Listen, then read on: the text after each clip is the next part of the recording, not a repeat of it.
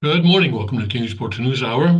We're in the 16th year of Changi, the 11th month and 27th day by the heavenly calendar. Tim Miller sitting in for the second king of Changu Kyungji Moon. Let's go see what's going on around the kingdom right now. And right now in Chongpyeong, Tennessee, we've got 21 degrees and clear skies. Breezy this morning, otherwise much colder with clouds breaking for some sun. High of 30 degrees. Tonight, low of 16. Breezy in the evening, otherwise partly cloudy and cold. But in father's hometown, Cheongju, looks like they're getting a bit of a break this morning, or this evening actually in Cheongju. It's clear at 20 degrees, which is a big improvement over what it's been recently. And getting down to just 16 degrees tonight. Again, they're in the double digits. They they got double digits. They're feeling warm there, but that's still pretty cold. Tomorrow, partial sunshine, high of 35. At the Cheonggung Palace, in northeast Pennsylvania, right now 35 degrees and mostly cloudy. Rain starting in a little bit, it looks like. And so today, high of 39, cloudy and breezy with a little snow accumulating a coat to an inch, then a leftover snow shower. And then tonight, low of 17, a snow shower this evening, otherwise partly cloudy, breezy, and colder. And down in Texas, well, even in Texas, it's only 34 degrees, clear skies right now, and plenty of sunshine today, high of 58. Tonight, clear, low of 43. Suncheon Palace in Korea, clear in 48, and mainly clear through the night, low of 28. Tomorrow, hazy sun, warm, high of 64. At the Gunma Palaces in Japan, partly cloudy and 42. Rain also starting there shortly, partly cloudy right now, and remaining partly cloudy through the night, a low of 39. Tomorrow, mostly sunny, high of 60. Guangzhou, Guangdong Province, 72 degrees and clear, low of 57 tonight as the skies remain clear. Tomorrow, hazy sun, very warm, high of 80 degrees. 80 degrees, yes. Okay. All right, let's look at Father's Word. Okay. And we are in the book on earthly life in the spirit world, chapter 1 and section 1 and 1.2. Shall we do that, or shall we go to 3? Or shall we go back to 1, 1.1? Go to 1.1. Okay. Actually, you know what? This is part of the content that is read often at the blessing ceremonies. Um, in English, we call it the Treatise of Liberation, Treatise of Liberation, right? Treatise of Liberation. So why don't I read it directly from there? Let's see. I think I have it on my phone. I think I have the English copy on my phone. Let's see if I can find it quickly. And storage, documents. Download. Okay. Oh,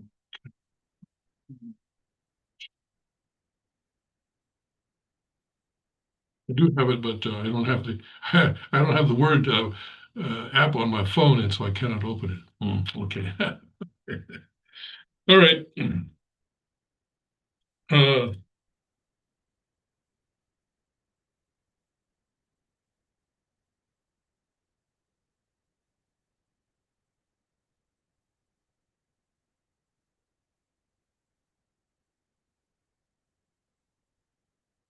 so some of you may be familiar with this from when it was read at the blessing.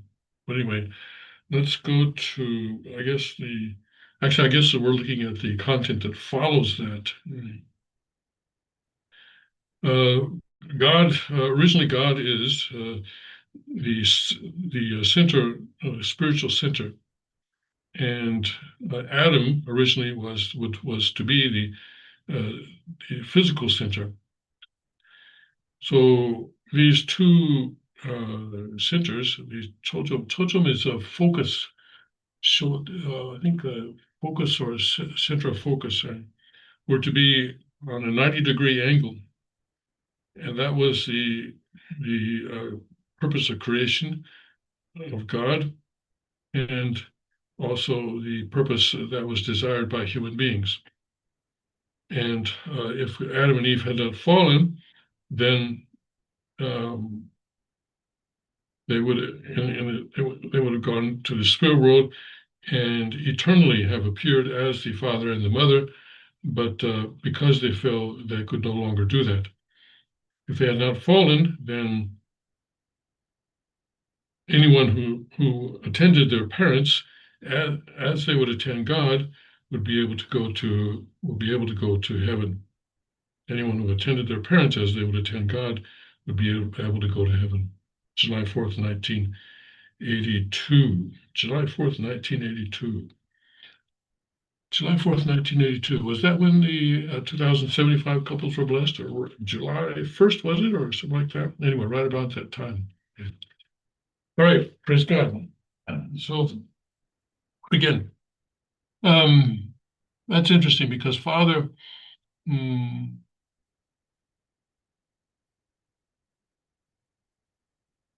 Father is sort of saying that, if the fall had not occurred, then wouldn't have to believe in true parents or anything like that. Just have to attend your parents, and then that would have been enough to get you into heaven, as long as you attended your parents as you would attend God.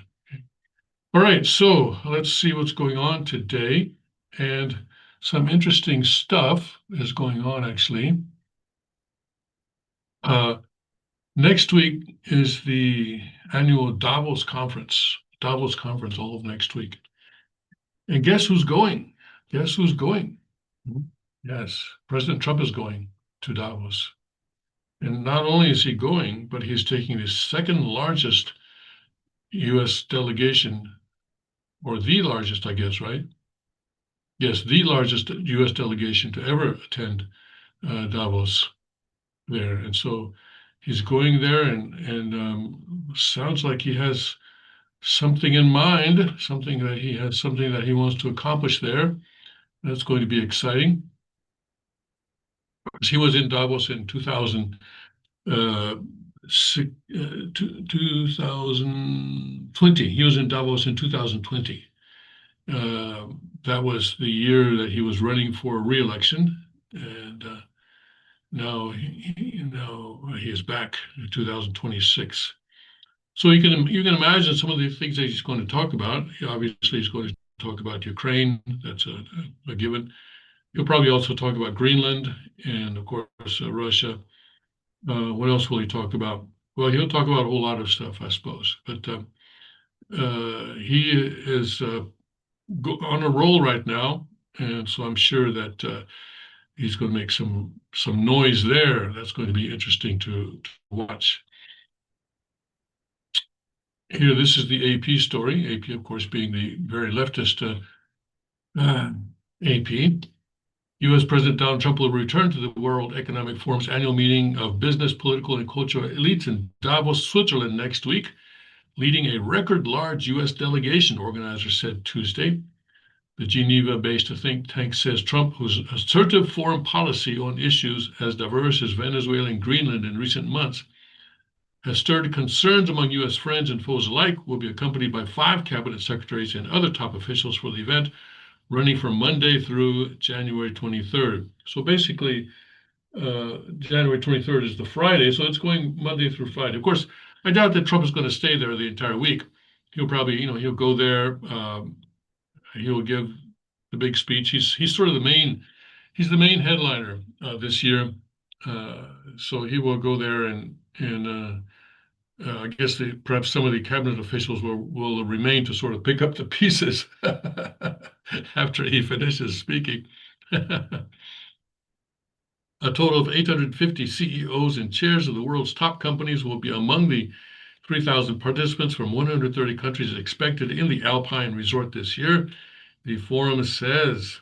So I guess these people, even now as we speak, they are having the carpet floors of their private planes shampooed, and make sure the mini bars are stocked and whatever else they need to do in order to get those planes to fly to Switzerland. Foreign President, is this, how do you pronounce this? Borge Brende, I'm going to just make it up on my, says 6 of the group of 7 leaders, including Trump, will attend, as well as President Volodymyr Zelensky of Ukraine. I wonder which is the one that's not going to attend. Maybe Takaichi? Maybe Takaichi's not going to attend. She's kind of busy right now. Takaichi is expected to call an election perhaps next week. Perhaps next week. So yeah, she's going to be busy next week. So probably she's not going to attend, I'm thinking. Yeah, yeah, yeah. Takaichi, well, anyways, let's not get too far off center. I'll talk about Takaichi in a minute. And also Zelensky is going to be there. You bet. This guy's always fundraising. So, of course, he's going to be there. And also the new leader of Syria, Ahmad al-Shara, the former ISIS, or what is it, former terrorist leader who had a $10 million bounty on his head, but now no longer, will also be there. A total of 64 heads of state or government are expected so far, also a record, though that number could increase before the start of the event, the spokesman said. China's delegation is also going to be there, but a vice premier, so kind of a low level delegation from China this year. And also, UN, head of UN, head of the World Trade Organization, also, of course, Jensen Huang, NVIDIA, and Microsoft CEO, et cetera, et cetera, et cetera. Rubio's going to be there, and other people are going to be there, okay. And he's already attended twice while president and was beamed in by video last year, okay. And critics call it a venue. Critics call it, who would be the critics, do you suppose? A venue for the world's elites to hobnob and do business that sometimes comes at the expense of workers, the impoverished, or people on the margins of society. Forum counters that its stated goal is improving the state of the world and insists many advocacy groups, academics, and cultural leaders have an important role too. Well, let's see now. They say they're going to improve the state of the world, all right? Well, who decides what is an improvement and what is not an improvement? And it's the people with the money, and well, I guess you can also say the people with the guns, who decide, what direction the world should go in. Now, if Father were to attend and he were to say, okay, well, let's improve the state of the world, what would you do? Well, first of all, the theme of the conference would be absolute value and something, something, something, because ICUS, the International Conference on the Unity of the Sciences, that Father held for many years, always had themes that began absolute value and absolute value in Father's mind was a code word for God. And that they wouldn't let him put the word God in there. So he said, okay, well, then absolute value, that's good enough. So improving the state of the world, improving the state of the world. How are you going to improve the state of the world? Stronger families. Yes, stronger families. Because pretty much all problems the world is facing come from the breakdown of the family. And so in order to solve them, in order to solve those problems, we need to strengthen the families. So if you're going to improve the state of the world, you need to strengthen families and do something to strengthen families. Probably they're not going to talk about that. So improving the state of the world, we'll see what they talk about, but it's not going to improve the state of the world, that's for sure. All right, so this year's edition will be the first annual meeting not headed by former founder Klaus Schwab, who resigned last year. He's been succeeded by interim co-chairs Larry Fink. Whoa, what? He's the head of BlackRock. All right, so yeah, you want BlackRock to manage a conference on improving the state of the world. I don't think so. No, it's oh my goodness. He's an interim co-chair, Larry Fink, and Andrea Hoffman, the vice chairman of Swiss pharmaceuticals company Roche Holdings. Oh my goodness. Oh boy. And so they got and big pharma, and you got big pharma there as well. Yeah, yeah, right, yeah. I think I used to work for Roche Holdings. Yeah, I think they changed their name a little bit, but I work for a pharmaceutical company that has a similar name. Uh, okay, and then that's the end of that story. Okay. Um, so we'll have to wait and see what comes out of that, but they're definitely not going to improve the state of the world. I can tell you that. So, but we've talked. People have talked about this being a place where they decide how to run the world. It's sort of a world government type of situation. It's not really well. If it were a government, I guess this would be the House of Representatives or something like that. They don't vote, obviously, but they talk about stuff and they come to certain consensus about certain issues, and then they execute, then they act based on those consensus. But they don't know. They don't know. Why don't they know? They don't know how to improve the state of the world because they don't have father. They don't have the principle, and they need they need religious input, obviously, and Father would point that out, that really, if you're going to improve the state of the world, you need uh, input from religious leaders. But I think you just saw in the article here that there are no religious leaders listed here. Let me look again. Okay, heads of state and government. Okay, China. Let's see. We got European Commission President Ursula von der Leyen. And we got Secretary General of the UN, World Trade Organization Director, as well as tech industry titans Jensen Huang and Microsoft CEO. So yeah, there's no mention of any religious leader attending this conference. And so already you can tell that they are rudderless, shall we say, or rudderless, or at least they don't have anyone to counsel them on what direction the world needs to move in. They're just saying, "Oh, let's cut down carbon emissions, or let's cut down the temperature, or let's not let the ocean rise too much, and this kind of thing, or let's think about de-dollarization and what's going to happen after the dollar and this kind of thing." So uh, we cannot expect too much to come from this.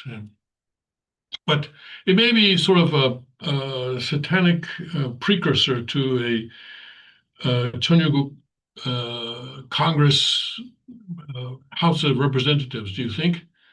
I don't know. Maybe that's a stretch. Yeah, this would be the House of Representatives, and the other one. What's the other one? Uh, the one that's more secret. Can't remember, but that could be the Senate, right? That could be the Senate. I'm sure you know what I'm talking about. It's the Bill. What is it? Bilderberg Group. Is that what it's called? Yeah. All right. So let's see here. I'm looking at another list of attendees, and basically it's the same. Oh, Jared Kushner is going to be there. Okay, well, he's not really a religious leader. Okay. Okay. All right. So, yeah, so Trump is going to be off to Switzerland next week. Okay. And also, the World Economic Forum has put out a report telling us what is the most important problem of facing the world right now. Is it family breakdown? Well, that's not their answer. So already they get an F. They get an F already. Yeah, because that is what is the most important problem in the world right now. Okay. All right, geoeconomic confrontation. Oh no, here we go.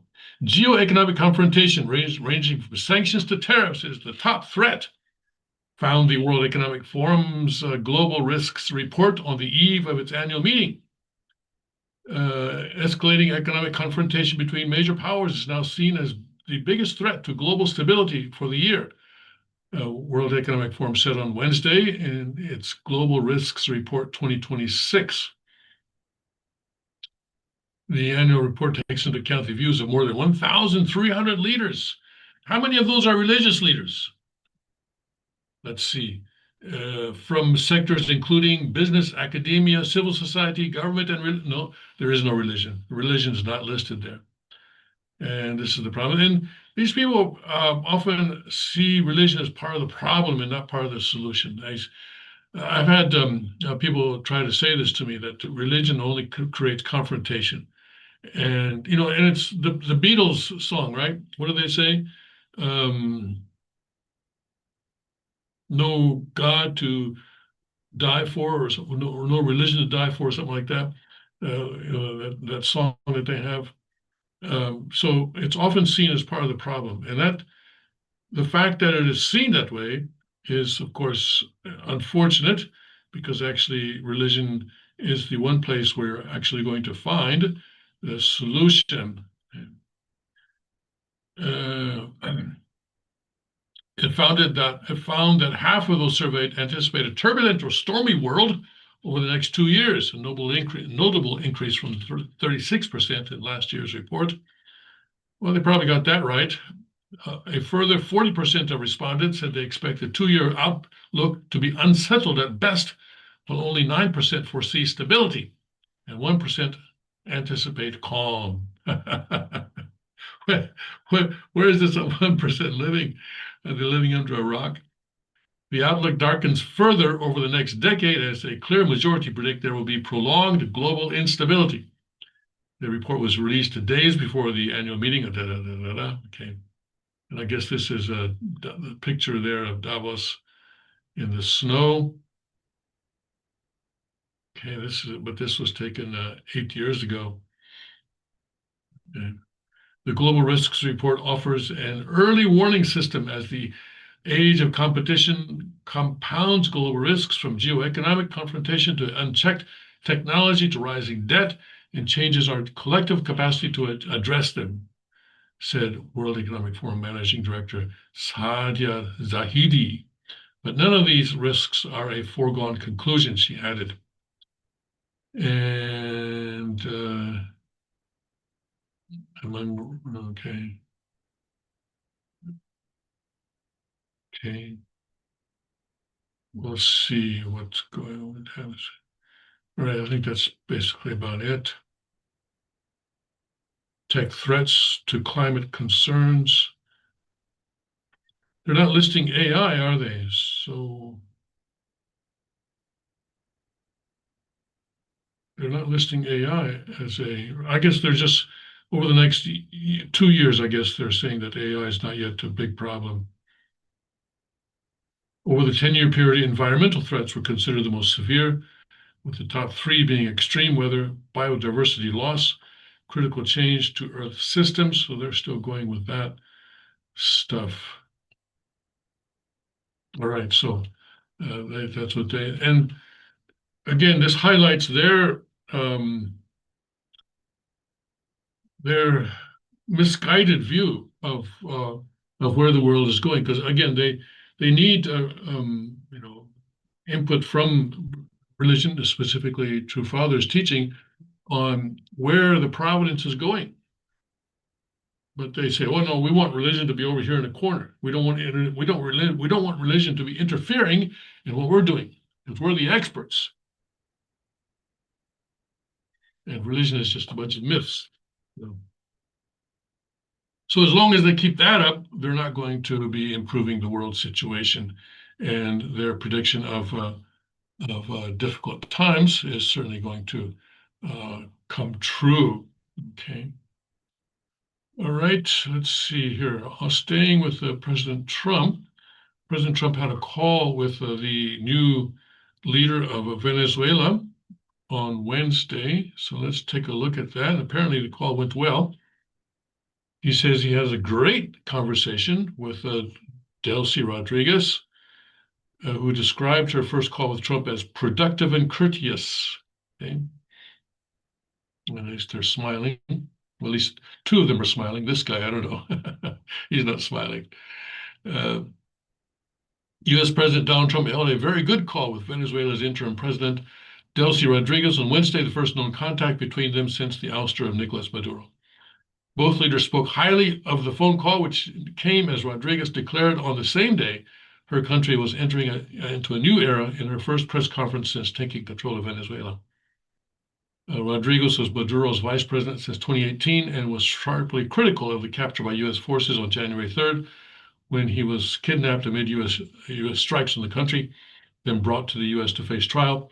However, she has since expressed a willingness to work alongside the Trump administration. And Trump said that we're making tremendous progress as we help Venezuela stabilize and recover. Trump later wrote on his Truth Social platform saying the pair discussed topics ranging from oil to minerals, trade, and national security. The partnership between the USA and Venezuela will be a spectacular one for all. He wrote, Venezuela will soon be great and prosperous again, perhaps more so than ever before. And Rodriguez says, I have a long, productive, and courteous telephone conversation with the president of the US, Donald Trump, conducted in a framework of mutual respect, she wrote on Telegram. But she's trying to appease both Trump on the one hand and Maduro loyalists on the other. And so I'm sure that is going to be difficult for her to do. She declared that Venezuela was entering a new era of greater tolerance toward political rivals as she addressed her first press conference. So the jailed leader called on Venezuelans, meanwhile, to trust Delcy and her team, according to a message delivered by his son, Nicolas Maduro Guerra. Okay, so we'll see. But there are reports of, Maduro loyalists setting up roadblocks and also going around neighborhoods, making sure that no one is celebrating the departure of Maduro. They still have the guns. And as long as they have the guns, you got to figure that they're going to be making a lot of the rules. Yeah, so we'll see how this develops. But and the effect on China, effect on Russia, of course, is much more important. But than what's going on inside the country is from our perspective. But we'll have to wait and see how that transpires. Okay. Speaking of violence, the situation in Minneapolis seems to be getting out of hand, doesn't it? Anyway, well. Yeah.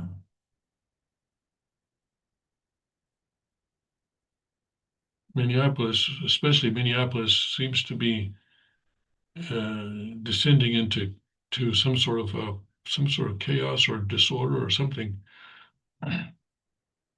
It's it's not even close to what you would call civil war, but it's something. It's certainly social unrest for sure.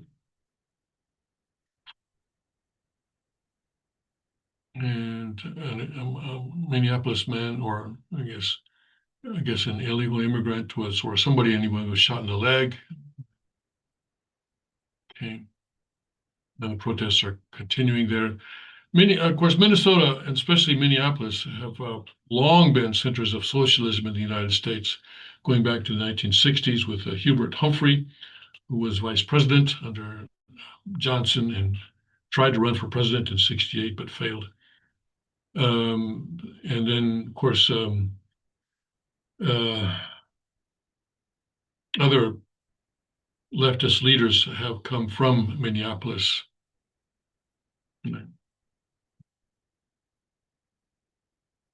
Okay, let's see here. And in Iran is now saying that they're not going to execute this guy who was arrested for protesting.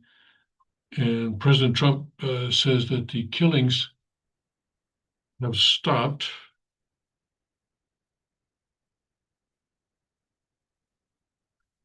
Trump told Iran has halted killings amid mounting protest pressure. And he's been told executions in Iran have ended after thousands were reportedly killed in crackdown on protesters. So we don't really know. I say thousands, looks like it may be in the thousands, but we don't know. There was one figure, 12,000, but I really don't put much stock in that figure. As I've explained, there is a strong motivation to exaggerate the figures so as to so as to try and get President Trump to intervene more quickly, quite frankly, and also to get worldwide sympathy. Yeah. Anyway, anyways, things look like they're getting a little bit better. Their situation a little bit better, but still, it's pretty. Anyway, there's one report of 1,847 and 135 of security forces. Other reports say the death toll is more than 3,000. So we may never know. We may never know. Sometimes these things are never made clear.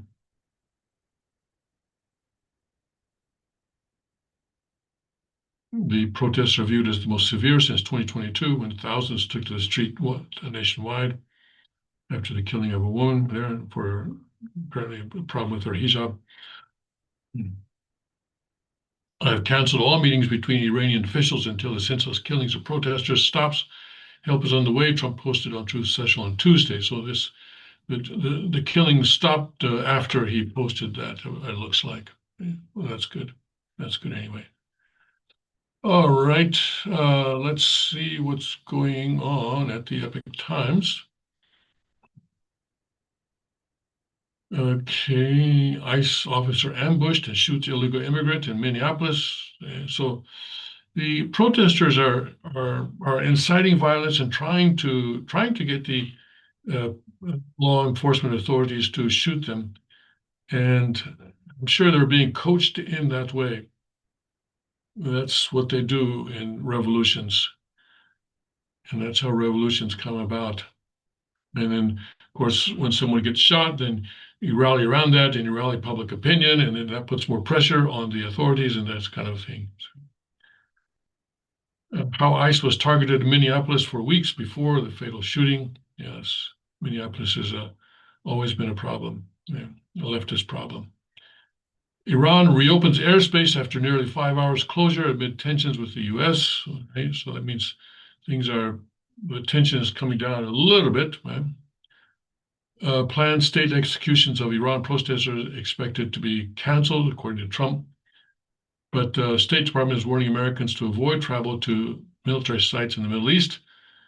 And Iranian judiciary chief signals fast trials, swift punishments as protests continue.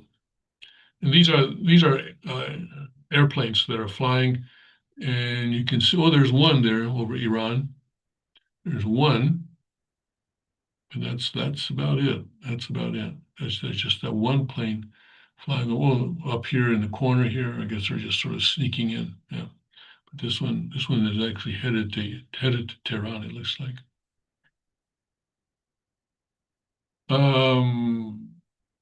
Okay.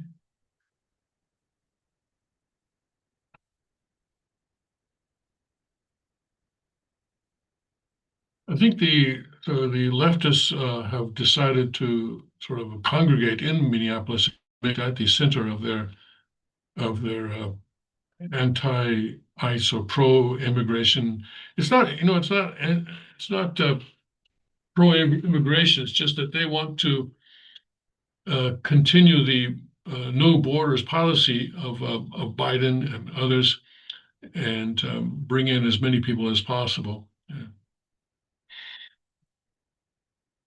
Take a look at these people. Interesting. I don't see any black people. That's interesting. Okay. Nope, just saying. Okay. Right. Supreme Court case that could determine the future of female sports. All right. Okay. And Trump is going to meet with the opposition leader of Venezuela, Machado. All right. And then let's go to Newsmax. Shall we try to go to Newsmax, see if we can do that? Okay, okay. And President Trump there, Senate GOP kills the limit on Trump in Venezuela as senators shift their stance. Yeah, so they were trying to, especially the Democrats, are trying to tie President Trump's hands in dealing with Venezuela. But some Republicans were actually going to support that, but then they decided to change their mind after President Trump had a little phone call with them. Okay, and completes $500 million Venezuela oil sale. And regarding Greenland, the Danish officials are saying there's still a fundamental disagreement on Greenland. Let's see what happens in Davos next week. I'm sure that will be a big topic of conversation. President Trump is saying only U.S. control of Greenland is acceptable.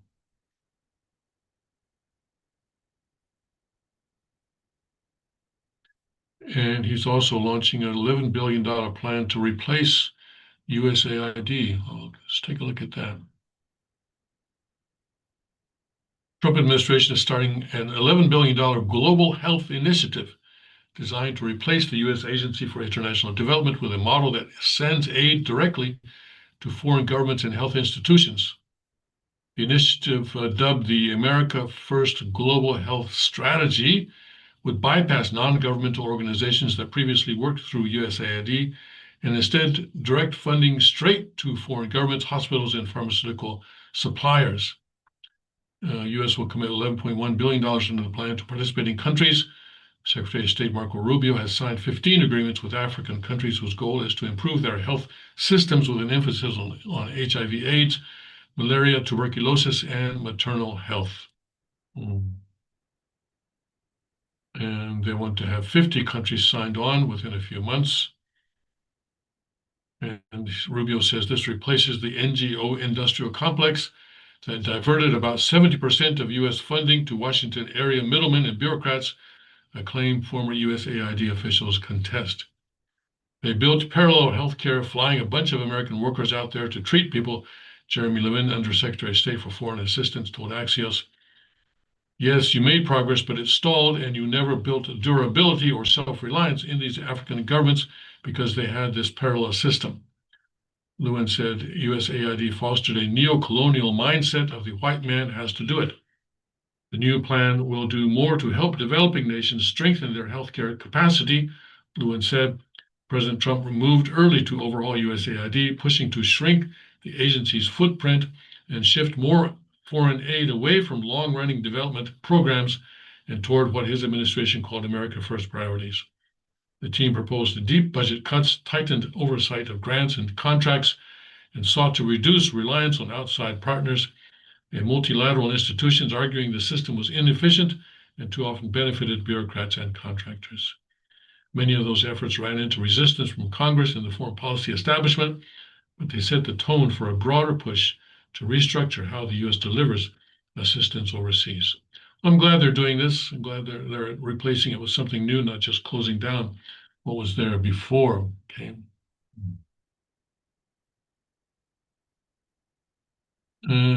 Right. Trump says Greenland is vital to U.S. missile defense.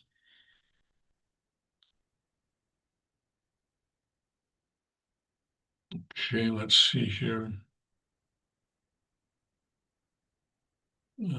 Oh yeah, the Clintons, both of them were supposed to come to Congress and testify. They refused, and so now they're in contempt of Congress, and they could be put in prison for contempt of Congress.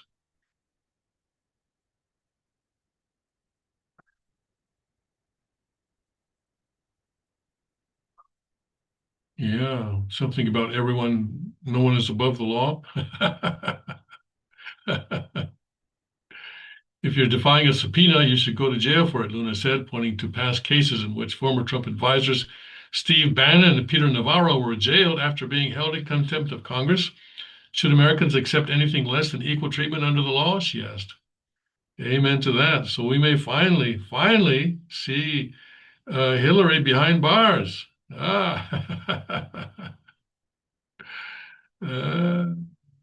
She noted that Democrats voted in favor of bipartisan subpoenas compelling the Clintons to testify.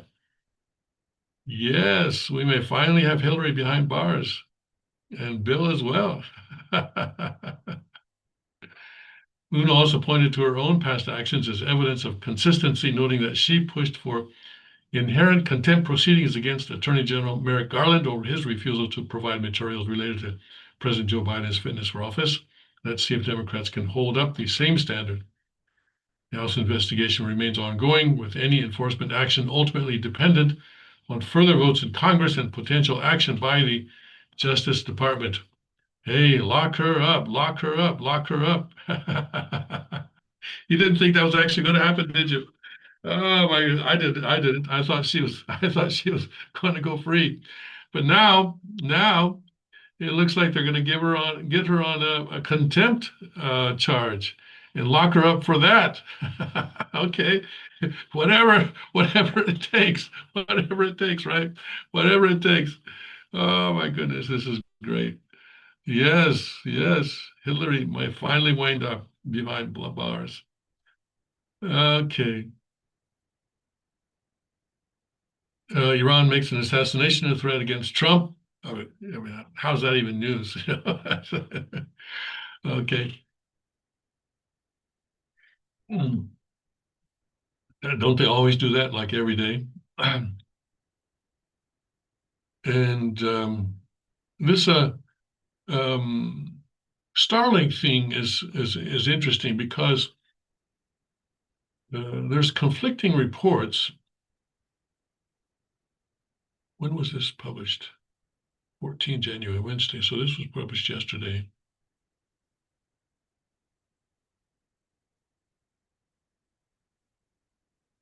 Um, but it's unclear because others say that the Starlink has been blocked by the Iranian government. So I don't know which is correct.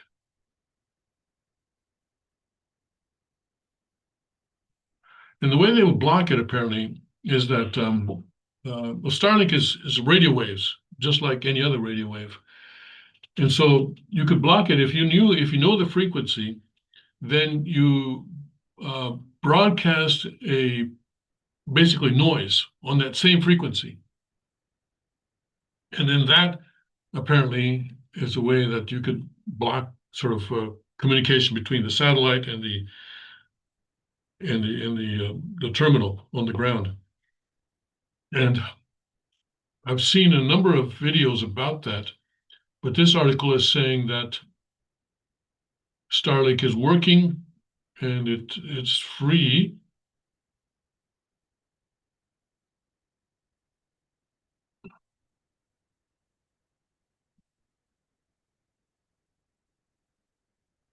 Yeah, I don't know. We'll have to wait and see. We'll have to wait for the dust to settle, and maybe in a couple of weeks we'll have a clearer understanding what actually is going on with Starlink in Iran. Because if they can block it, if they figured out how to block it, then that really is a big thing. Because until now, Starlink was an important uh, asset for protesters to have, because of course the regular internet can be cut off by the regime at any time. They just have to make a phone call to whoever it is that controls that. But Starlink was supposed to allow people to get around that, but we'll see. We'll see what's happening. All right.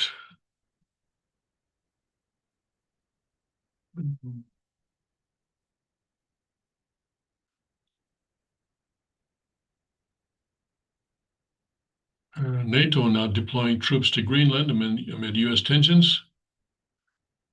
So they've been inspired by President Trump to boost the defense of Greenland, and it has to do with uh, the Arctic Ocean and the sort of the Arctic routes. Um, but President Trump is not satisfied. Um, he wants the U.S. to have complete control of Greenland.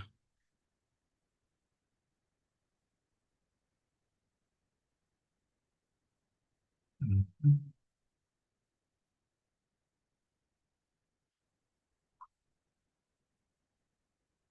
And meanwhile, Ukraine, of course, well, a new defense minister there says that 200,000 soldiers are AWOL, absent without leave. Um, and also, a lot of people are dodging the draft as well.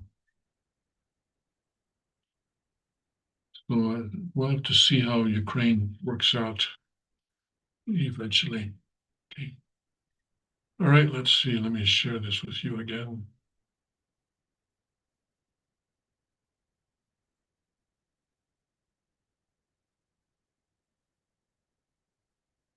And okay. But Political says that Trump doesn't need to own Greenland to build Golden Dome, but President Trump disagrees.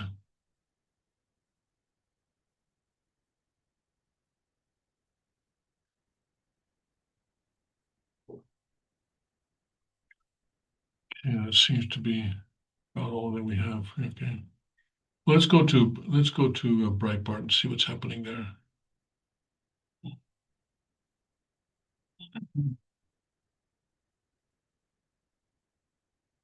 Phony Dem narrative disintegrates. ICE officer who fatally shot woman in Minneapolis suffered internal bleeding to his torso. Okay, so that's the woman who tried to ram the ICE officer with her vehicle. Okay. Right. And Fetterman urges ICE to round up all the criminal migrants. Fetterman, of course, Democrat from Pennsylvania in the Senate.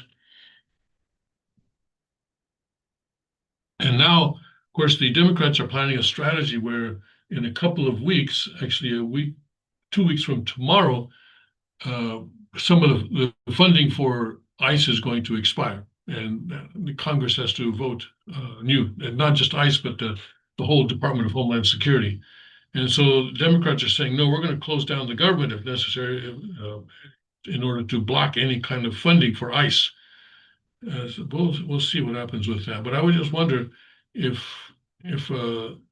voters will really accept that. And I think if Democrats look at their opinion polls, they may make a different decision on that. We'll have to see. A report of U.S. military intervention in Iran could begin within 24 hours. Bad idea, bad idea, bad idea. Send them guns instead, guns and ammunition instead.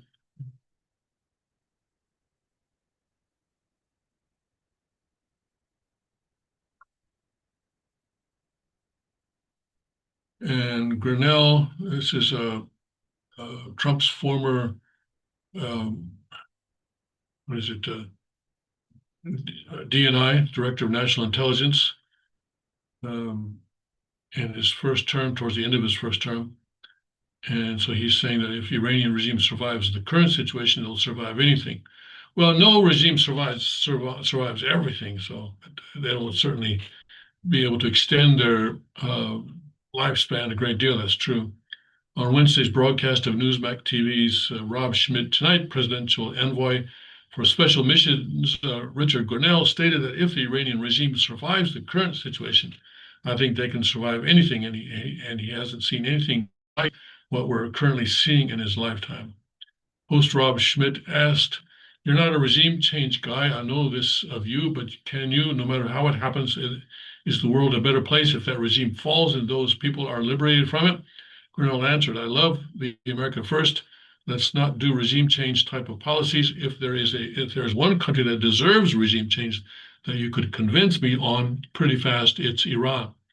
But as I keep saying, people of Iran have to do it, not the United States. Okay, so maybe some targeted, maybe some missiles here and there, but please let the Iranian people lead the way. Do you think that regime is still in power in a week, in a month? Grinnell said, "Well, I'll say this. If they survive this, I think they can survive anything. This is the moment, and everybody feels it. I think we, in my lifetime, haven't seen anything like this."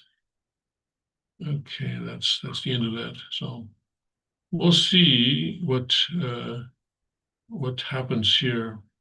But the situation is continuing in Iran, and the regime is trying to find a way to survive, and we'll have to wait and see if they can work it out. But depends really on how far the people of Iran are willing to go. So if they hear that 1,000 or 2,000 or 3,000 people have died, Are they going to continue and say, no, we don't care, even if we die, even if I die, I'm still going to do this because our country cannot go on like this? It's really up to the people of Iran. And the U.S. needs to hold back on this regime change type thing. Let's see. Trump signs law to bring 2% in whole milk back to schools. Okay. Trump confirms leaker on Venezuela in jail. Very bad leaker. Chances are high that we could lose our democracy between now and next November, according to, who is this? This is the New Jersey guy. Oh, Connecticut. Okay, Senator Chris Murphy, Democrat of Connecticut, said chances are high that America could lose its democracy between now and next November. You know, rule of thumb. If you can go out onto the street and say, we're living in a democracy, I'm sorry, if you can go out onto the street and say, we're living in a dictatorship, say, we're living in a dictatorship, and you don't go to jail, that is a pretty good sign that you are not living in a dictatorship. Because a dictatorship is where you say, we're living in a dictatorship, you go to jail. That's a dictatorship. And we see all sorts of Hollywood people and all these kind of stuff. These senators, oh yeah, Trump is a dictator, he's a dictator, he's a dictator. None of them are in jail. So obviously, we're not in a dictatorship. Okay. But it is true that President Trump is pushing the limits of presidential power to its absolute limit and beyond. And beyond.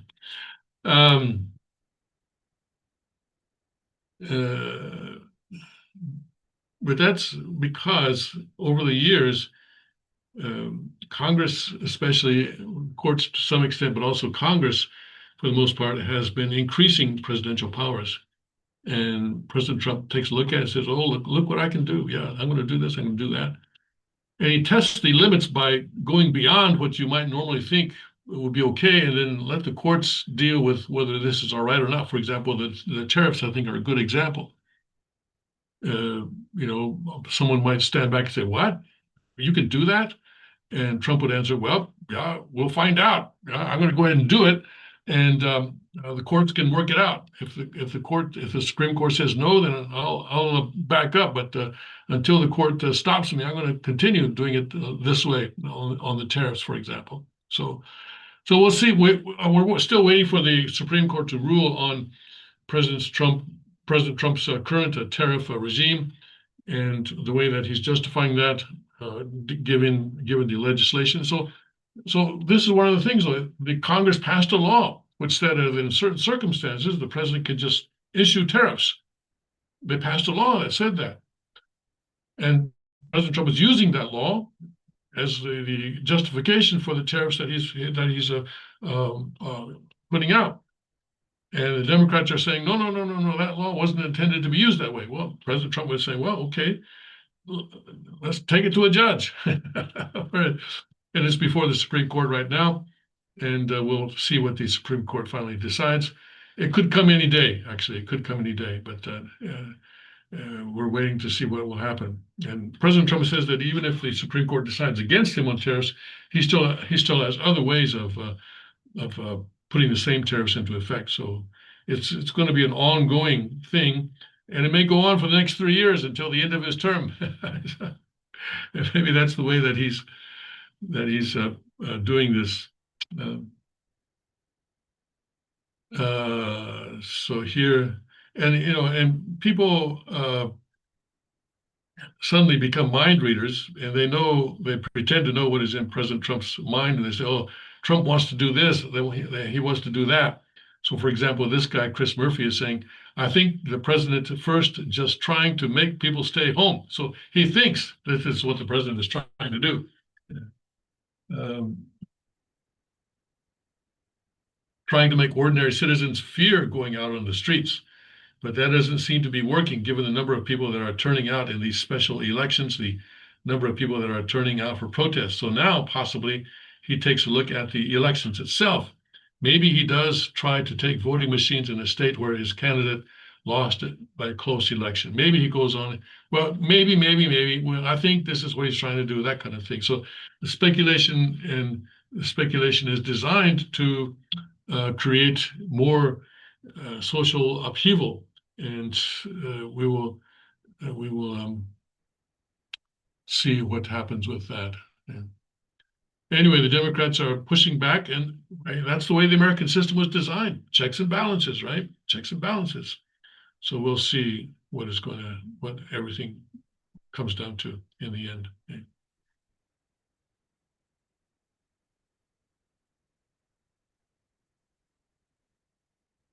Okay, let's see here. Let me share this with you again.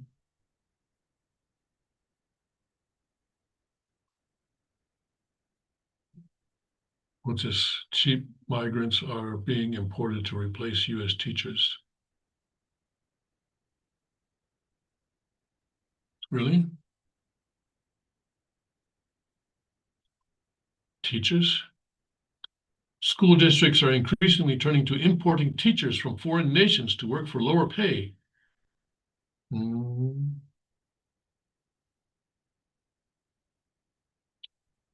one tale about a foreign teacher from the Philippines hired by a rural school district in North Carolina, for instance, it noted that the district was hiring some 3,600 foreign teachers because American teachers feel underpaid. This is a rural North Carolina, right? Or in North Carolina. I don't know if it's rural, but it's in North Carolina. Or in Halifax. Halifax? Halifax? International students are now the majority of educators in the district, 109 out of 156 across 11 schools. A total of 75 have H-1B status, while the rest are here on J-1 visas. The foreign teacher highlighted in the story even excuses his being hired by the Columbus County school system. A lot of American teachers are leaving schools because they don't feel like they earn enough. We're helping to fill the gaps. We're not taking jobs from locals. That's one foreign teacher saying that.